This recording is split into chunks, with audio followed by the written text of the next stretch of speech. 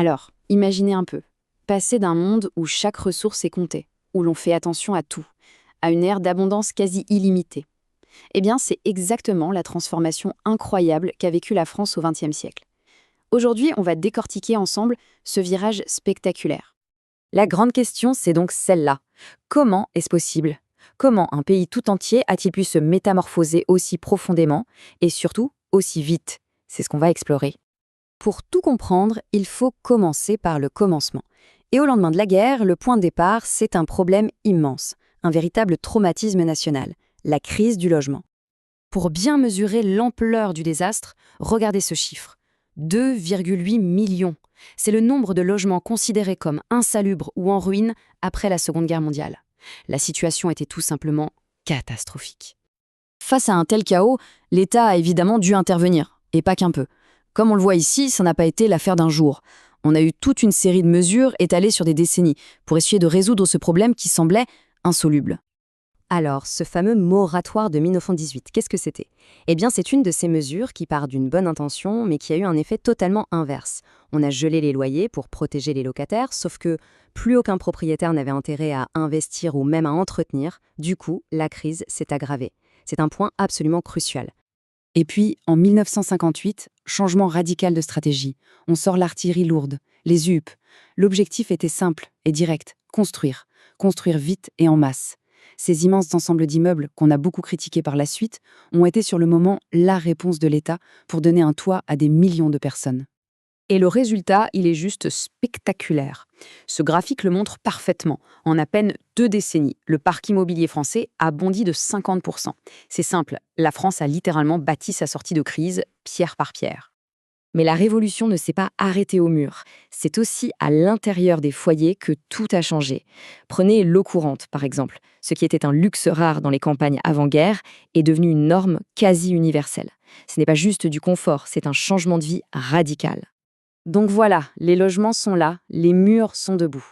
Mais une nouvelle question se pose. Immense. Comment va-t-on vivre dans ces nouveaux espaces? Et ça nous amène tout droit à la deuxième partie de notre histoire. On entre maintenant dans la deuxième grande transformation. On quitte un peu le monde du BTP pour entrer dans celui des foyers français, car c'est là que se joue la révolution de la consommation. Le moteur de cette révolution, c'est simple, le pouvoir d'achat. Entre les deux guerres, le salaire moyen a été multiplié par 3, vous imaginez un peu? Pour la première fois, une grande partie de la population avait de l'argent à dépenser une fois les factures payées. C'est à ce moment précis que naît un concept clé, la société de consommation. L'idée fondamentale, c'est de produire toujours plus de biens pour de plus en plus de gens qui, désormais, ont les moyens de les acheter. Cette citation de l'époque, elle résume parfaitement le changement de mentalité. On passe d'une culture de l'épargne, héritée de décennies de galères, à une culture de la dépense. L'important, c'est de consommer, d'acquérir pour montrer son statut social. Mais comment ce désir a-t-il été créé? C'est une sorte de recette magique à 3 ingrédients. D'abord, on l'a dit, plus d'argent. Ensuite, l'arrivée de produits totalement nouveaux et désirables, comme la voiture ou le frigo. Et enfin, le catalyseur de tout ça, la publicité, qui va transformer ces envies en véritables besoins.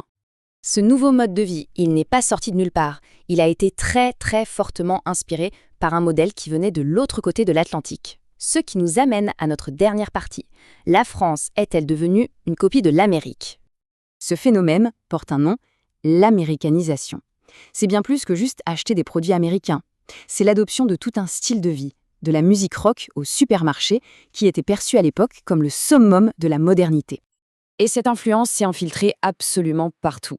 Au cinéma, avec Hollywood qui déferle, dans les oreilles avec le jazz et le rock'n'roll, mais aussi dans nos villes avec le modèle de la banlieue pavillonnaire et dans nos magasins.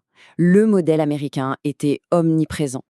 Tout ça a créé un vrai dilemme en France. D'un côté, une fascination totale. L'Amérique, c'était le progrès, la liberté, l'abondance.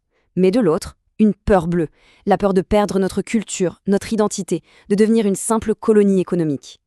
Ce tiraillement a façonné des décennies de débats. En résumé, ce tableau, c'est la photo avant-après de la France du XXe siècle. Du logement à la culture, en passant par l'économie, le changement est total.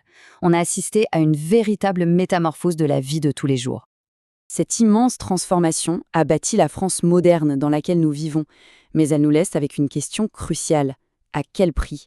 Quels ont été les coûts sociaux, culturels et bien sûr environnementaux de cette course folle à l'abondance? La réponse, c'est peut-être à nous de continuer à l'écrire.